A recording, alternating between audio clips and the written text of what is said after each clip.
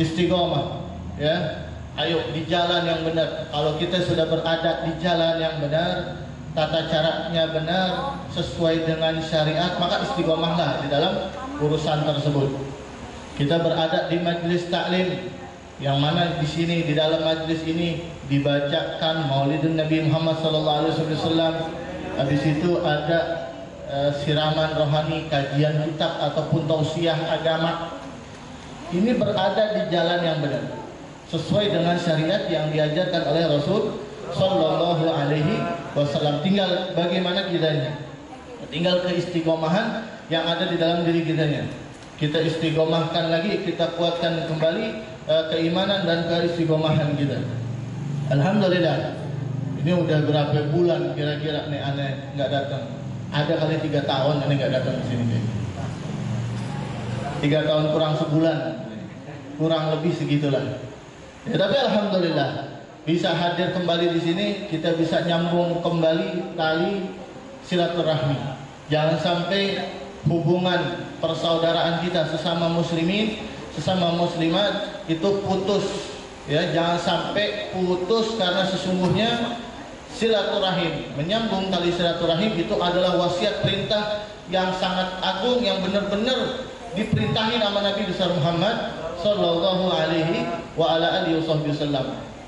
Sampai sebegitunya Nabi merintahin buat terus sambung tali silaturahminya, karena takutnya setelah Nabi Sallallahu Alaihi Wasallam wafat, takutnya nih umatnya jadi kocar kacir, jadi pecah belah, segala macam itu yang dikhawatirkan oleh baginda Rasulullah Sallallahu Alaihi Wasallam. Yang diinginkan oleh Nabi itu kayak gimana? Semuanya menyatu, bersatu kembali sama-sama selagi sesama muslimin. Bahkan kita nyambung tali silaturahmi bukan sesama muslimin aja.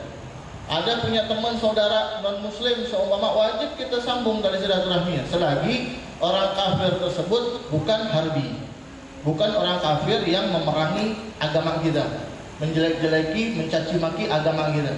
Selagi orang tersebut, non muslim tersebut, oh orang kafir yang baik, maka kita wajib menyambung tali silaturahmi. Kepada orang kafir aja kita wajib, apalagi kepada saudara sesama sholat bareng, ya enggak? Sama-sama bisa baca syahadat, ngaji bareng, taklim bareng. Ya, enggak pantas aja gitu di hadapan Nabi kalau seandainya kita punya urusan yang dibenci oleh Rasul Sallallahu Alaihi Wasallam. Sebenarnya Anda juga bingung mau mulai dari mana, karena tadi pas Anda buka kitab Anda bingung sampai di mana ya gitu. Aneh aja yang ngajar bingung. Anda niatnya mau tanya kepada antum semuanya, Anda aja bingung apalagi antum kan gitu. Ya enggak? Tapi insya Allah mudah-mudahan nggak salah yang Al-Fakir bahas pada malam hari ini. Bab yang ada pada malam hari ini itu masih di bab nasihat yang ketiga, bab ketiga, yang mana di makalah ataupun nasihat yang pertama disampaikan oleh baginda Rasul Sallallahu Alaihi Wasallam urut ya. Kemudian nasihat yang kedua Sayyidina Abu Bakar As-Siddiq, nasihat yang ketiga Sayyidina Umar bin Khattab, nasihat yang keempat Sayyidina Utsman bin Affan, dan nasihat yang kelima Sayyidina Ali bin Abi Thalib karramallahu wajhah. Nah sekarang wal maqalatus sadisah, maqalah ataupun nasihat yang keenam. Nasihat yang keenam an Abdullah bin Mas'ud, dari sahabat Nabi Sallallahu Alaihi Wasallam yang bernama Abdullah bin Mas'ud. Ini sahabat Abdullah bin Mas'ud, sahabat yang sangat istiqomah di jalannya Rasul Sallallahu Alaihi Wasallam, di dalam memperjuangkan dakwahnya baginda Rasul Sallallahu Alaihi Wasallam. Beliau mengatakan bahwasanya Rasulullah Sallallahu Alaihi Wasallam. Jadi dari Sayyidina Abdullah bin Mas'ud mengatakan bahwa Rasulullah Sallallahu Alaihi Wasallam bersabda, kami mustadrajin bin ni'mah. Berapa banyak orang yang hancur disebabkan karena diberikan kenikmatan. Kalau kita kan selama ini ngelihat kalau dapat nikmat berarti hidupnya senang, bahagia, ya, enggak dalam kehancuran, tapi dalam kebahagiaan, kenikmatan. Tapi ini Nabi yang bilang, berapa banyak orang yang hancur disebabkan karena kenikmatan. Mustadraj, atau yang lebih kita kenal istidraj. Jadi istidraj itu artinya bisa diulur, bisa juga kehancuran yang Allah berikan kepada setiap orang. Jadi kehancuran itu bukan dilihat secara zahir aja. Mungkin kalau secara zahir kehancuran seseorang, contohnya mati dalam keadaan su'ul khotimah, ya Allah kesian banget mati su'ul khotimah, ataupun sampai macam-macam kejelekan secara zahir itu banyak. Dan kata Nabi, kam min mustadrajin, berapa banyak juga orang yang Allah hancurin dengan kenikmatan. Dia diberi kenikmatan sama Allah Subhanahu wa taala, tapi secara batin ya, secara nggak diketahuin sama dia, secara tidak langsung itu sedang diulur sama Allah. Itu sedang dihancurin sama Allah Subhanahu wa taala. Makanya hati-hati ya, kita semua nih hati-hati di dalam menggunakan kenikmatan. Ya, ketika kita mendapatkan kenikmatan dari Allah Subhanahu wa taala, maka hati-hati kita di dalam menggunakannya. Takutnya kenikmatan tersebut itu adalah awal mula kehancuran kita. Na'udzubillah min dzalik.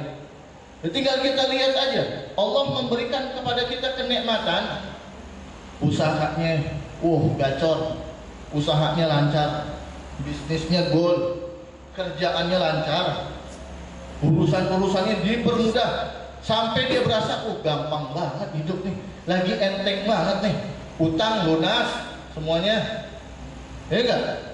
Usaha naik terus, saham naik, kayaknya enak banget nih hidup begini. Itu nikmat bukan dari Allah? Secara zahir sih nikmat, ya. Cuman hati-hati di dalam menggunakan kenikmatan tersebut. Ketika seseorang mendapatkan kenikmatan dari Allah Subhanahu wa taala, kemudian nikmat tersebut, dunia tersebut membuat dia mungkinan jauh dari Allah, membuat dia mungkinan jauh dari Rasulullah, membuat dia mungkinan jauh dari yang namanya melaksanakan kefarduan, kewajiban-kewajiban yang Allah sudah wajibkan. Ketahuilah itu adalah istidraj. Na'udzubillahi min dzalik. Sebagaimana sahabat Nabi aja itu masih kena istidraj. Sekelas sahabat Nabi itu masih kena. Coba, apalagi modelannya kayak ini. Ini sahabat Nabi yang istiqomah sholat berada di belakangnya baginda Rasul Sallallahu Alaihi Wasallam. Sa'labah, tahu kenal Sa'labah? Kalau anda nggak kenal sih, cuman tahu aja namanya gitu. Sahabat namanya Sa'labah. Ini orangnya miskin, fakir dah. Bahkan saking miskinnya dia punya baju cuma baju sholat ya. Dia punya baju sholat itu cuma satu. Dan dia ketika waktu sholat 5 waktu itu dia selalu ada di belakangnya baginda Nabi besar Muhammad SAW. Sholat di belakangnya Nabi. Dan setiap dia selesai sholat pasti dia langsung bangkit langsung pulang. Sehingga Nabi SAW bertanya kepada sahabat Sa'labah, Sa'labah, nggak wirid dulu, kenapa setelah sholat langsung bangkit langsung pulang? Apa kata Sa'labah? Naam ya Rasulullah, aku langsung pulang itu disebabkan karena istri aku di rumah menunggu pakaian untuk melaksanakan sholat. Karena sesungguhnya pakaian yang aku pakai ini, pakaian sholat yang aku pakai ini hanya satu ya Rasul. Ya yang istri aku pakai, ya yang aku pakai ini ya Rasulullah. Jadi aku tergesa-gesa, terburu-buru pulang untuk membuka baju sholat ini biar istri aku pakai untuk digunakan sholat. Tuh, saking miskinnya. Zaman sekarang orang miskin ada nggak yang kayak gitu? Semiskin-miskinnya sekarang, perempuan bajunya dibuka, lemarinya penuh. Itu pun masih ngomong kurang, benar gak? Mau kondangan bingung dah pakai baju yang mana? Lah, dibuka lemarinya penuh. Bingung gitu. Anak aja pakai kaos putih doang, berasa cukup, alhamdulillah gitu. Ya gak? Semiskin-miskinnya sekarang ada nggak? Orang yang bajunya satu berdua sama bininya. Bila bininya pakai dia nggak mau biar panjang. Ada? Kagak ada. Semiskin-miskinnya sekarang, orang semiskin-miskinnya sekarang itu punya handphone. Handphone kalau dijual paling murah paling 500.000. Duit apa bukan 500.000? Gede lumayan.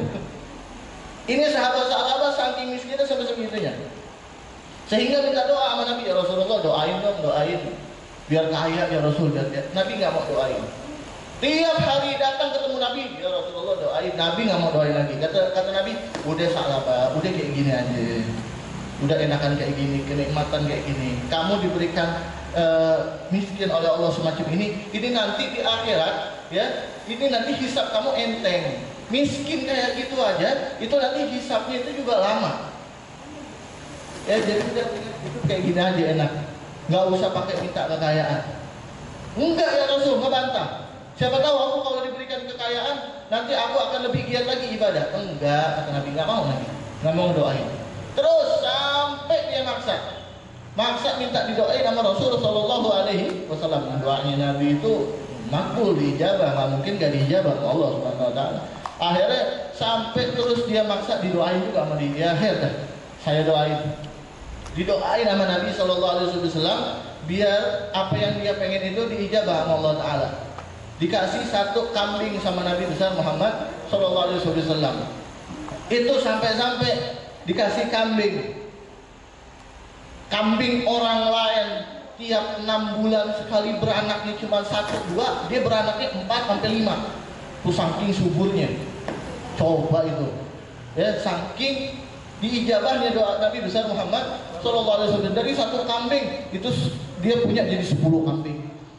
Diperhatiin sama Nabi. Yang awalnya dia sholat di belakang Nabi, mulai turun di shaf kedua, mulai lagi turun di shaf ketiga, mulai lagi di paling belakang, sampai terakhir Nabi lihat mulai lagi jadi masbuk, lambat. Sampai Nabi ngoreksi, Nabi lihat nggak ada di dalam masjid. Dia nggak ikut sholat jamaah di masjid. Tadinya istiqomah di dalam kebenaran. Sehingga Nabi tanya, kemana si fulan? Kemana Sa'labah? Ditanya, sholatnya di rumah sekarang karena udah sibuk ngembala kambing. Ini sekarang kan mau lebaran haji nih, bener gak? Banyak orang ngurusin kambing, banyak orang ngurusin sapi. Itu baik-baik, hati-hati. Baik-baik, hati-hati. Takutnya itu nikmat dari Allah Subhanahu Wa Taala. Kamu lagi dikasih nikmat sama Allah Taala, kamu nggak bisa pakainya. Dengan sibuk ngurusin kambing, dengan sibuk ngurusin sapi, hewan ternak, lupa sholat. Sholatnya ditinggalin, kewajibannya ditinggalin. Naudzubillah. Kalaupun dia dapat rezekinya nggak berkah. Naudzubillah, summa naudzubillah. Ini dia dapat akhir cerita sampai dia benar-benar mempunyai kambing yang sampai saking banyaknya dia punya kambing, itu antara 2 gunung, di tengah-tengahnya itu apa namanya? Lembah. Ya, itu satu lembah itu penuh dengan hewan ternaknya dia. Coba bayangin, itu kambing dia semua. Jangankan sholat jamaah, mungkin sholat juga akhirnya di akhir waktu dia. Terus kayak gitu, sampai diminta zakat sama Nabi, ngutus para sahabat buat minta zakat, gak mau keluar zakat. Loh kok minta? Tuh, sombong. Loh kok minta? Oh ini hasil jerih payah saya. Tuh dia gak ingat. Siapa yang bikin dia begitu? Banyak kok orang sekarang begitu. Banyak. Udah kaya, udah lulus, udah gol usahanya, ya, bisnisnya kenceng, lupa sama yang doain, lupa sama siapa yang nasihatin dia. Itu sahabat Nabi terus kayak gitu sampai dia nggak mau keluar zakat. Akhirnya dia mati dalam keadaan tidak mengeluarkan zakat. Naudzubillah min dzalik. Zakat di dalam hukum fikih itu hukumnya adalah wajib. Dia nggak mengeluarkan, dia sholat, puasa, zakatnya kagak. Kenapa? Sahabat nggak mau menerima zakatnya. Karena Nabi nggak nerima zakatnya dia. Karena ketika diminta dengan angkuhnya, dengan sombongnya menjawab seperti itu. Naudzubillah min dzalik. Begitu. Berapa banyak orang yang diberikan kenikmatan padahal itu lagi dihancurkan sama Allah Subhanahu Wa Taala. Jadi pandai-pandai kita menggunakan kenikmatan yang Allah berikan. Ketika kita diberikan kenikmatan sama Allah Taala, urusan kita dilancarin, kerjaan kita dilancarin, makinan kita dekat sama pengajian, makinan dekat sama majlis taklim, sholatnya makinan rajin, puasa sunnahnya makinan rajin. Ini berarti nikmat yang diberkahin sama Allah Subhanahu Wa Taala. Ini bagus, berarti benar dia cara menggunakan kenikmatan tersebut. Tapi ketika dia diberikan kenikmatan oleh Allah Subhanahu Wa Taala, Kemudian dia makinan jauh dari majelis taklim. Yang tadinya dia rajin istiqomah, ini nggak ada lagi dia di situ, tinggal nama doang. Yang tadinya dia rajin sholat 5 waktu, ini nggak pernah sholat lagi di masjid. Yang tadinya dia rajin puasa sunnah, ini nggak pernah puasa lagi. Yang tadinya dia rajin bantuin orang tuanya, bakti sama orang tuanya, ini udah nggak lagi bakti sama orang tuanya. Ini adalah istidraj, kehancuran pertama, awal kehancuran seseorang. Sekarang biarin dia kelihatan dapat nikmat segala macam, nanti tunggu di akhirnya. Sahabat begitu juga sama. Di awal tuh kelihatannya dia nikmat, punya kambing segitu banyaknya, nikmat apa kagak tuh kira-kira. Tapi lihat di akhir hayatnya, dia meninggalkan satu kewajiban di dalam agamanya, yaitu tidak mengeluarkan zakat. Na'udzubillahi min dzalik. Dibenci sama Nabi, dia jauh dari Nabi sallallahu alaihi wasallam. Hati-hati ya, di dalam urusan kenikmatan kita cek diri kita pribadi. Ingat, kalau kita dapat nikmat itu jangan sampai kita lupa dengan Allah Subhanahu wa ta'ala. Kemudian wa kam min maghrurin wa kam min maftunin bis sana. Berapa banyak orang yang diuji dengan pujian. Wow, mendapatkan pujian, punya nama, dipuji-puji sama siapa aja. Habib, Ustaz. Pangkatnya sekarang udah Habib. Nah, kalau Habib mah dari kecil udah Habib. Ya enggak? Pangkatnya sekarang udah jadi Ustaz. Sekarang bulan haji nih. Pangkatnya sekarang udah haji, habis pergi haji. Dipuji-puji sama orang kampung, dipanggilnya udah bukan Pak Anu, panggil udah Pak Haji. Bangga dia. Berapa banyak orang itu mendapatkan bala cobaan dari Allah Subhanahu wa ta'ala melalui pujian. Makanya kita jadi orang jangan sampai gila hormat. Ya, ketika ada orang muji kita, jangan merasa bangga dan jangan merasa itu benar. Yang dia ucapkan itu ya benar di diri kita, enggak. Karena sesungguhnya orang itu ketika memuji kita, orang ketika memuji kita, mengucapkan kebaikan-kebaikan kita, itu sesungguhnya bukan menilai diri kita, itu bukan muji kita. Itu sesungguhnya dia sedang menampakkan kualitas dirinya dia sendiri. Jadi kita jangan GR dulu ketika kita dipuji orang, kita jangan GR. Contoh fulan muji Al-Fakir, muji aneh nggak boleh GR dulu. Muji si B jangan GR dulu. Si A ini bisa muji, itu menunjukkan kualitas dirinya dia. Tandanya dia orang baik. Tandanya dia orang yang selalu husnudon, baik sangka. Nggak pernah buruk sangka. Begitupun sebaliknya, ketika ada orang mencaci maki kita, kita jangan sedih. Kita jangan jadi galau, kepikiran, nggak bisa tidur 2 hari 2 malam, nggak bisa tidur. Dicaci maki, nggak usah sedih. Karena orang yang mencaci maki kita itu bukan menunjukkan siapa diri kita, tapi dia sedang menunjukkan siapa diri dia, kualitas dirinya dia. Orang yang mencaci maki itu dia bukan menunjukkan siapa yang dia caci, bukan. Contoh nih, tukang caci maki orang, itu bukan berarti si fulan itu begini. Itu menunjukkan bukan si fulan begitu, tapi itu diri Anda sendiri. Karena kita hidup ini punya cermin, punya kaca. Ya, ketika kita mendapatkan kejelekan dari orang, dicaci maki segala macam, dihina ataupun segala macam, itu bukan diri kita, belum tentu itu ada di diri kita. Jadi santai aja, nggak usah galau, biarin aja dia ngomong begitu, biarin. Itu menunjukkan kualitas dirinya dia. Itu menunjukkan siapa dirinya dia. Begitupun sebaliknya, ketika kita dipuji sama Allah, sama orang, sama manusia, itu jangan bangga. Kalau kita bangga sedikit aja dengan pujian tersebut, itu adalah cobaan, ujian dari Allah Subhanahu wa ta'ala. Orang kalau udah dipuji dia bangga, pasti di dalam hatinya itu ada kibir. Ada kibir, sombong. Ya, ada sifat sombong. Orang kalau udah punya sifat sombong, pasti dia merasa lebih hebat dari fulan. Saya lebih hebat dari fulan, saya lebih hebat dari fulan. Begitu. Ya, makanya jangan sampai kita terkecoh sama tipu daya setan. Naudzubillahi min dzalik. Kemudian wa kam min maghrurin bisitr. Dan berapa banyak orang yang tertipu dengan ditutupnya aib dia. Ya, kita di sini ada nggak di antara kita semua di sini yang nggak punya dosa? Semua kita punya dosa. Kita punya dosa. Setiap hari kita melakukan dosa. Setiap hari kita punya dosa. Setiap hari kita melakukan dosa. Tapi kita nggak punya hak buat nyebutin dosa orang. Kita nggak punya hak buat nyebutin kejelekan-kejelekan orang. Allah aja menutupi kejelekan makhluknya. Terus kita dengan gagahnya, dengan sok-sokannya buka aib saudara kita. Banyak nggak kayak gitu? Gibah segala macam. Si fulan tuh begini. Dibuka, dibongkar aibnya sejadi-jadinya. Sampai si fulan itu malu. Kalaupun dia benar ngerjain, kalaupun dia nggak ngerjain, jadinya dia dikucilkan, dijauhi oleh orang lain. Sebab siapa? Sebab mulut ini orang. Jangan sampai kita tertipu dengan aib kita yang ditutupi nama Allah Ta'ala. Mentang-mentang kita punya dosa nih, kita sama-sama punya dosa. Mentang-mentang kagak ada yang orang tahu, nggak ada orang tahu tentang kejelekan kita. Habis itu kita seenaknya ngebongkar aib orang lain.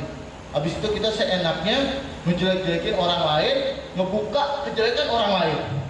Dibuka kejelekan orang lain, disebarin ke siapa aja yang dia demen. Na'udzubillah min dzalik. Nabi SAW mengajarkan man satara musliman satarahullah yaumal qiyamah. Orang yang di dunia pandai menjaga aib saudaranya, maka nanti di akhirat aibnya dia itu akan dijaga juga oleh Allah Subhanahu wa taala. Kita nih nanti, kita semua kan bakalan mati, betul nggak? Kita bakalan mati. Nanti kita akan dibangkitkan, kita kumpul di mahsyar rame-rame. Bisa jadi anak lupa sama antum, antum lupa sama anak. Kita kumpul di mahsyar rame-rame, itu ngantri satu persatu dari zaman Nabi Adam sampai manusia terakhir.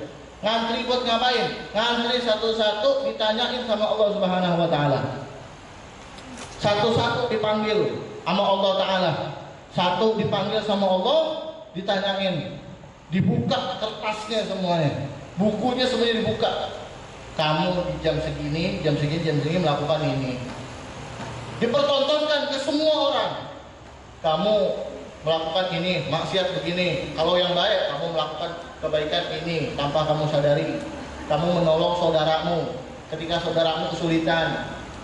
Ya, apalagi saudaranya pengen melakukan kebaikan, bukannya ditolongin, malah diacuhin gitu aja. Na'udzubillah min dzalik.